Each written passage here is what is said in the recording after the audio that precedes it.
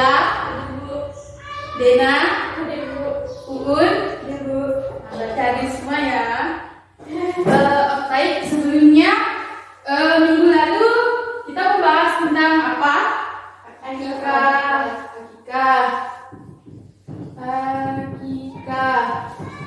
Lalu hari ini kurban. Nah, untuk mengingat materi sebelumnya, akikah itu apa? Akikah adalah penyembelihan hewan untuk kelahiran seorang anak. Selain untuk dilaksanakan untuk kelahiran seorang anak, akikah itu bisa dilakukan pada saat kita mencukur atau memotong rambut anak atau pemberian yang baik kepada anak. Ya, itu ya pengertian akikah. Ingat, nanti siapa tahu keluar di ulangan semester nanti. Nah, sebelumnya Ibu akan menyampaikan manfaat dari mempelajari materi hari ini. Nah, manfaatnya supaya kalian paham tentang pemaknaan kurban.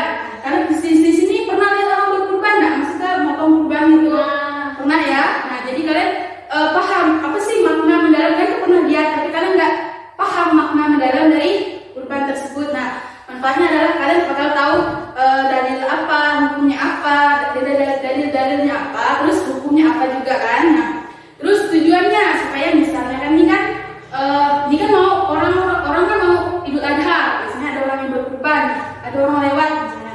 Dia itu mau melaksanakan kurban, terus dia itu bingung, dia nggak tahu gimana cara kurban. Ya, siapa tahu kan setelah kalian udah mendapatkan pelajaran ini, misalnya di tepi jalan, misalnya kan, dia tuh bingung mau melakukan kurban tapi nggak tahu harus bertanya sama siapa, atau dia belum paham, nah kan. Terus kamu dengar ya, kamu luruskan, kan kamu udah belajar jadi sedikit. Nah, siapa tahu kelak di antara kalian yang ada di dalam kelas ini jadi ahli fikih misalnya kan. Nah, jadi kalian hanya tinggal mendalaminya saja. Nah, baik, selanjutnya, nah itu kurban. Pengertian kurban, ada yang bisa jelaskan kan? Pasti sudah belajar di rumah. Apa itu kurban? Pengertian kurban. Apa itu kurban? Silahkan. Dia atau dahiyah alias kurban adalah nama setiap hewan yang disembelih unta, sapi, dan kambing pada hari raya kurban atau hari tasyrik dengan tujuan mendekatkan diri kepada Allah. Baik.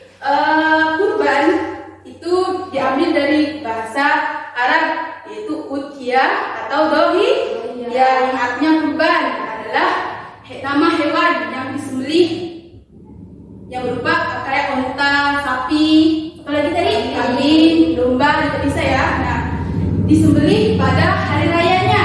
Hari raya apa namanya? Idul Adha. Idul Adha itu jatuh pada hari berapa? Tanggal berapa maksudnya? 9 atau 10 Zulhijjah ya. Hari raya Idul Adha itu 10 Zulhijjah kalau di kalender Hijriah. 10 Zulhijjah. Terus hari raya kurban itu dilakukan pas hari pertamanya. Terus hari kedua, ketiga sampai hari kedua, 3 dan 4 itu namanya hari tasyrik, yaitu 11, 12 dan 13. Ingat, siapa tahu ada yang belum ada kurban. Nah, dengan tujuan untuk mendekatkan diri kepada Allah. Nah, jadi kurban itu adalah membeli hewan atau binatang dari sapi, unta, kambing, domba,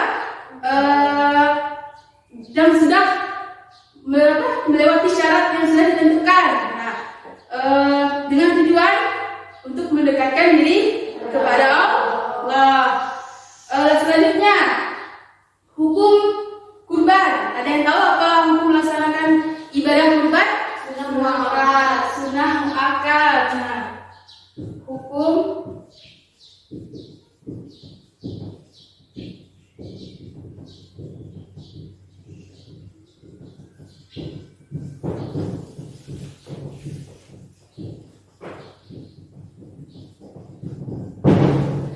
hukum melaksanakannya itu sunnah muakkad. Nah, dia sunnah muakkad itu dianjurkan untuk berkurban bagi yang mampu. Misal kalau dia mampu terus nggak melakukan,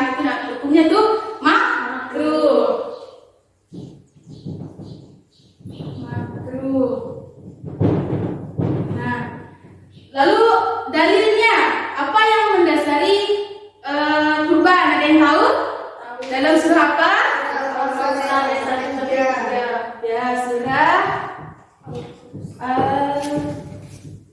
Al-Kautsar ayat 1-3. Coba kita baca sama-sama.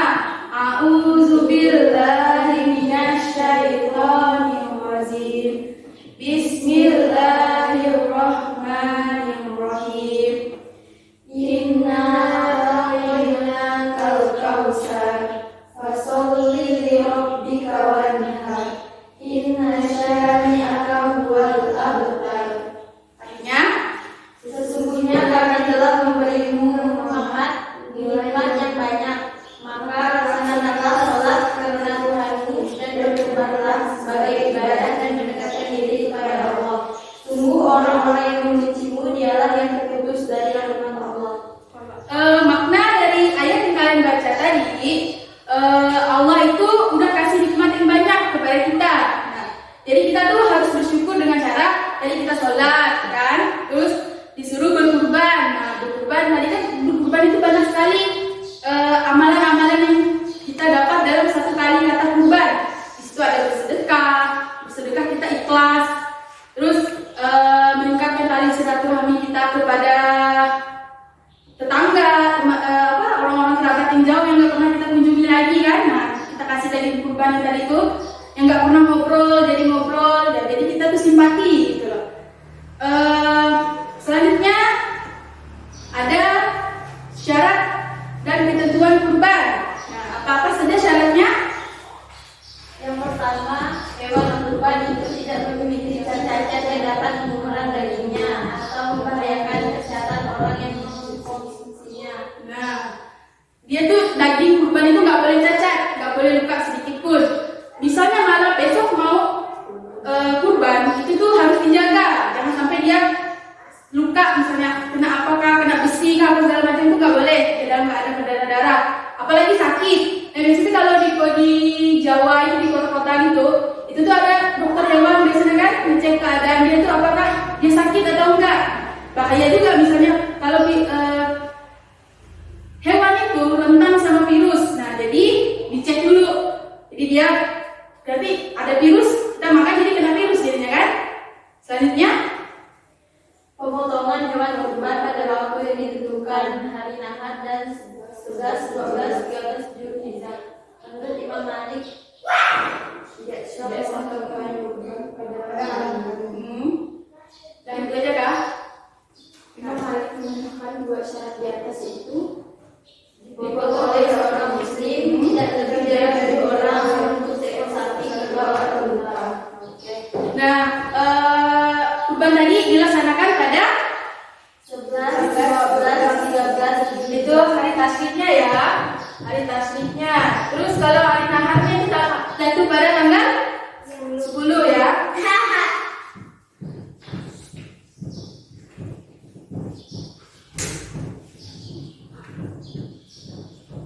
Nah, tanggal 10 itu hari naharnya, hari H, ibaratnya hari H Idul Fitrinya. Jadi kalau hari tasrik itu hari tanggal 11, 12 ibaratnya H2, H3, misalnya H2 lebaran, H3 lebaran, nah itu ya ibaratkan. Lalu dipotong, gak usah katanya tadi, gak usah dipotong malam hari ya. Kalau bisa sih siang hari lah kan, malam tuh banyak kendala. Benar juga kan? Kayak lampu listrik mati, masih ada lampu listrik bisa mati, atau hujan apa segala macam. Biasanya segala kondisi itu terjadi pada malam hari, atau diserang sama binatang buas atau segala macam, kita nggak tahu kan. Nah, terus tadi di apa lagi syaratnya tadi? Ada lagi tadi lebih dari 7 orang untuk seekor sapi tanpa penyedap. Nah, di dalam satu keluarga itu tidak boleh lebih, maksudnya dari 7 orang, misalnya satu sapi ini kan, di rumah ini kurban satu sapi sekaligus sama rumah si A, rumah si B, nggak boleh, hanya satu rumah itu aja, satu keluarga itu aja. Lalu apa lagi tadi? Itu aja. Dipotong oleh seorang muslim. Nah, dipotong oleh seorang muslim itu ya, seperti kita tahu kayak dia harus syaratnya harus dia udah balik, berakal, udah gila lah pokoknya intinya kan. Lanjut, apa lagi? Hewan kurban hanya boleh di kalangan Bani Abdul An'am. Hewan ternak tertentu, yaitu unta, sapi, kambing, atau domba, dan tidak boleh selain itu. Nah, berarti dia itu harus binatang ternak. Kalau kalian kurban harimau kan nggak lucu, singa, apalagi kan kucing, kan nggak mungkin. Jadi, nah jadi itu nggak boleh. Makanya harus dari hewan ternak kayak unta, sapi, apalagi kambing, domba, kerbau juga bisa ya. Nah selanjutnya Usia hewan tersebut memiliki derajat hewan yakni berapa saja usianya? Untuk domba dan musina, untuk yang lainnya unta, sapi, dan kambing. Sapi berapa tahun?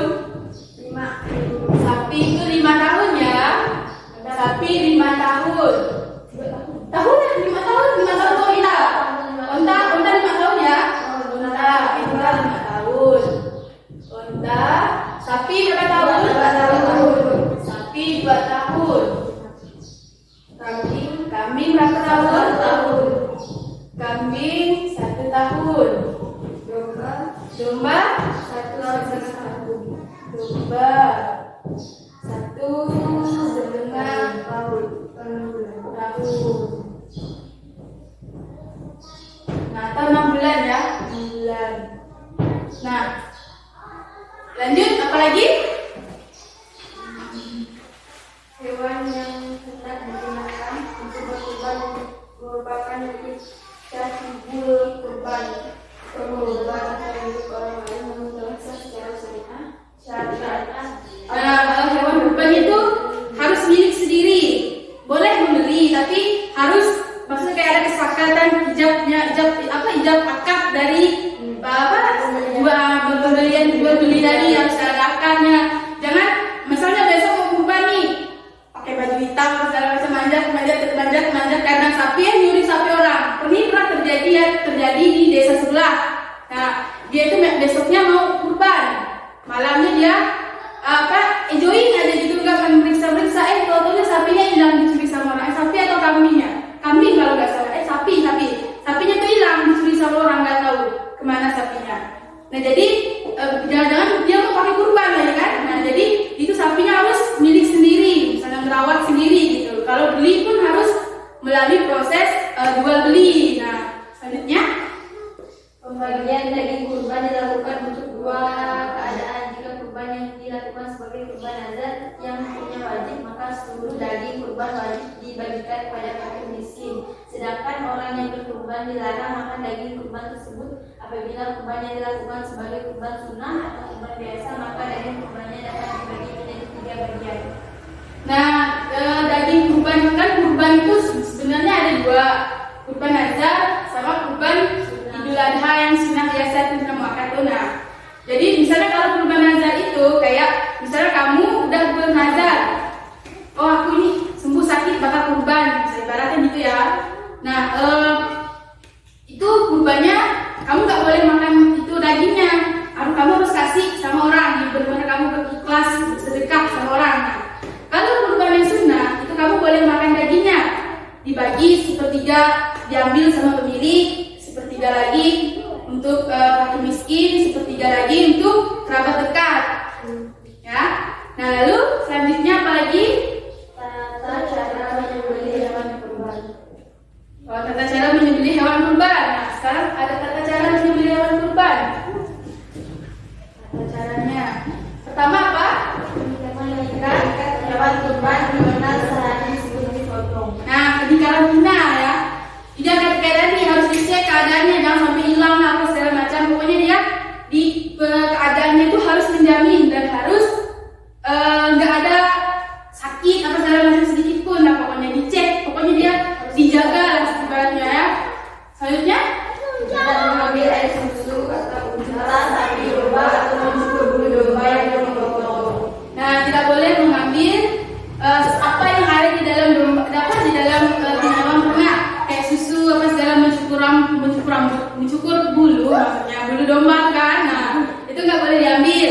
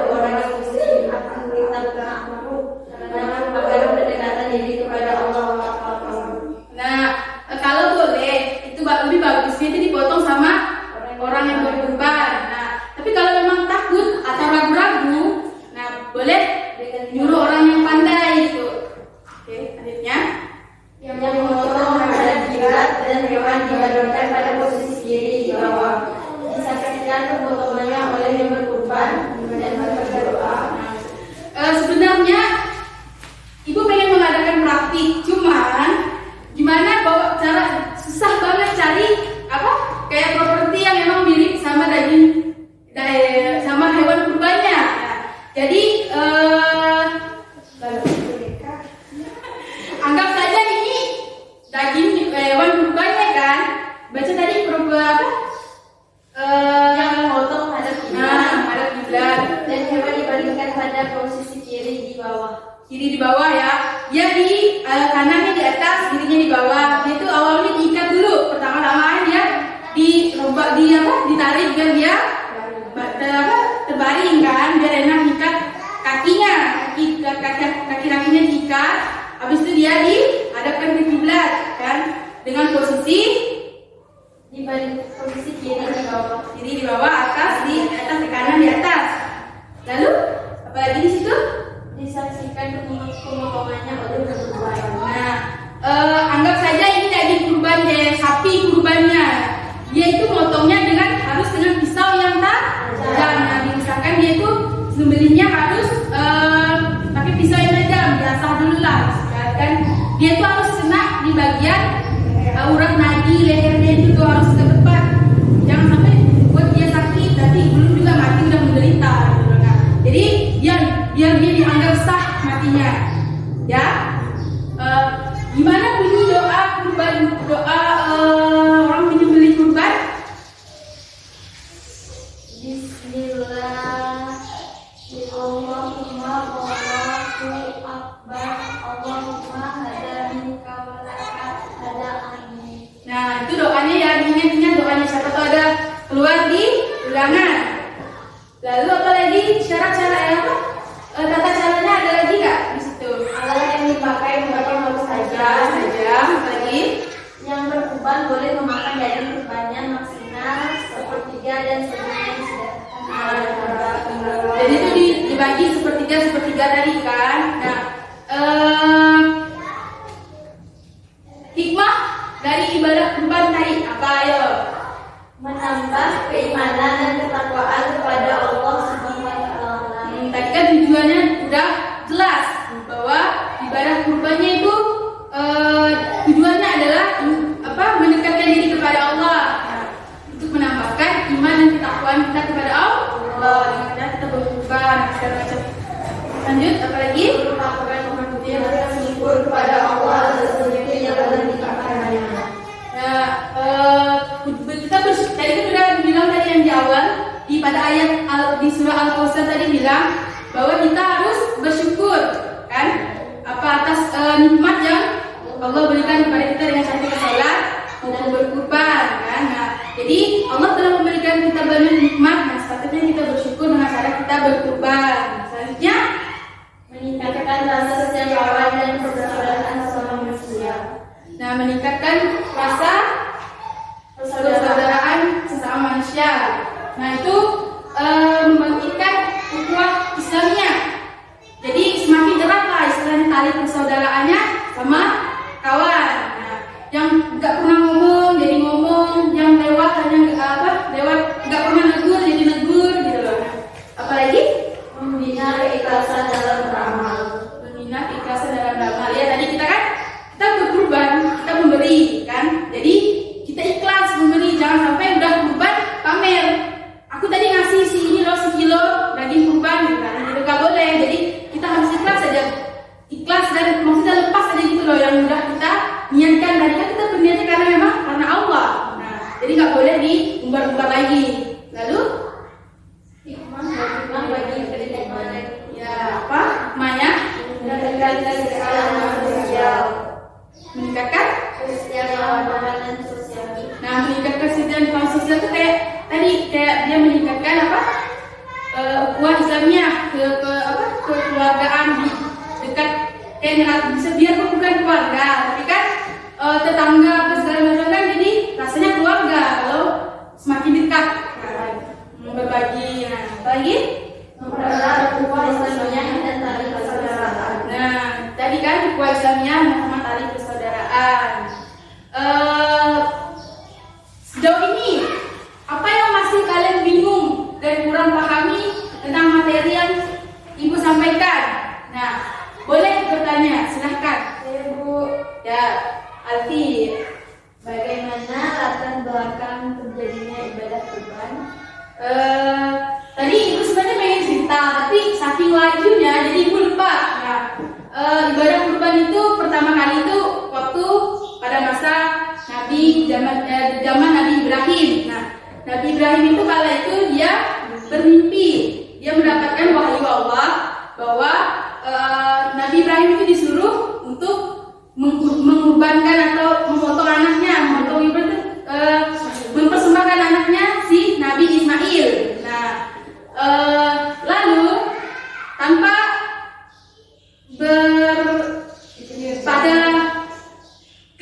menentang sedikit pun, Nabi Ismail ternyata menerima. Berarti sudah disampaikan sama ayahnya tadi Nabi Ibrahim bahwa dia akan dipotong apa segala macam kan. Jadi dia itu menerima karena saking dia cintanya, taatnya dia kepada Allah, dia nggak nerima, dia nerima dan nggak lapang dada dan nggak ada kata membantah sama sekali kan. Nah terus pada hari berikutnya, yaitu pada tanggal 10 Zulhijjahnya, Nabi Ibrahim hendak ingin memotong Nabi Ismail kan pada hari H-nya. Tapi pada hari itu juga Nabi Ismail itu digantikan sama Allah oleh domba. Nah, jadi motong domba aja, nggak usah motong Nabi Ismailnya gitu loh. Nah, semenjak hari itu diperingatilah hari raya kurban, hari Idul Adha. Jadi itu adalah hari pemotongan, penyembelihan lah istilahnya ya kan. Dan disebut sekarang hari raya Idul Adha. Nah, bentar lagi hari raya Idul Adha, pasti ada orang berkurban. Nah, jadi seenggaknya cuma ada satu lah orang kan di desa kita biasanya berkurban. Nah, jadi mungkin itu adalah gambaran kalian. Jadi kalian melihat gimana sih proses kurban itu, seenggaknya kalian kepo sedikit lah gimana prosesi penyembelihan hewan kurban, biar kalian nggak kayak udah nerima materi, kalian nggak ada gambaran. Nah, jadi kan kita di sini agak kekurangan media, susah untuk menampilkan kayak video-video ada proyektor apa segala macam kan, itu susah. Nah jadi kalian bentar lagi kurban dan turun ke lapangan aja langsung, itu lebih bagus. Nah oke, kita review lagi aja lah pembelajaran kita dari awal biar diingat-ingat lagi. Sementara kita mau ulangan. Yang pertama itu pengertian kurban apa tadi? Kurban adalah penyembelihan hewan ternak, unta, sapi, kambing, domba yang telah memenuhi syarat tertentu pada hari yang telah ditentukan semata-mata untuk mendekatkan diri kepada Allah. Nah, garis bawahi itu adalah pengertian kurban. Atau nanti soalnya malah desa yang keluar kan. Lalu surah apa yang mendasari ibadah Al-Kautsar? Al-Kautsar ayat 1 sampai 3 bunyinya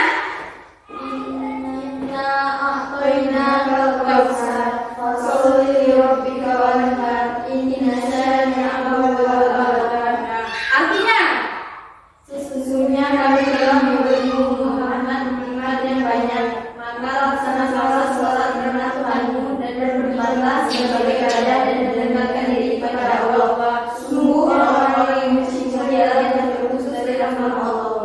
Nah, apa hukum melaksanakan kurban? Sunnah makat, yang berarti dianjurkan. Sangat dianjurkan. Nah, kalau tidak melakukannya bagi orang yang mampu, disebut apa? Hukumnya makruh. Nah, apa saja syarat umur dari masing-masing daging yang akan dikurbankan? Sapi mulai dari sapi dulu. Sapi 2 tahun, unta 5 tahun, kambing 1 tahun, domba 1,5 tahun atau 6 bulan. Nah, tata caranya di dalam kurban, sapinya itu harus mengarah ke mana? Kiblat. Apalagi meningkatkan dan hewan dibalikkan pada posisi kiri di bawah. Nah, kiri di bawah. Lalu doanya seperti apa? Doa orang yang membeli kurbannya. Bismillahirrahmanirrahim. Allahu akbar. Allahumma hadza minka wa laka hadza anni. Artinya dengan nama Allah, Allah Maha Besar, ya Allah, Maha Tinggi darimu dan kurban ini dariku. Oke, jadi sampai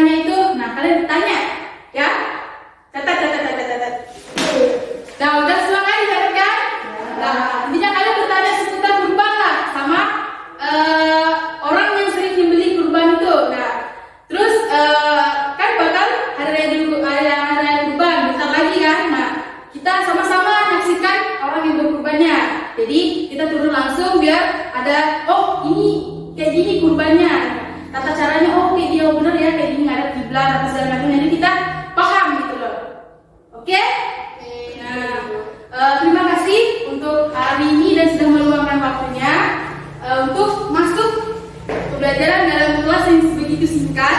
Nah, semoga pembelajaran kita pada hari ini bermanfaat untuk kawan-kawan semua.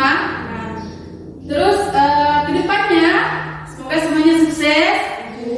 Nah, akhir kata, wabillahi taufiq wal hidayah. Wassalamualaikum warahmatullahi wabarakatuh. Waalaikumsalam warahmatullahi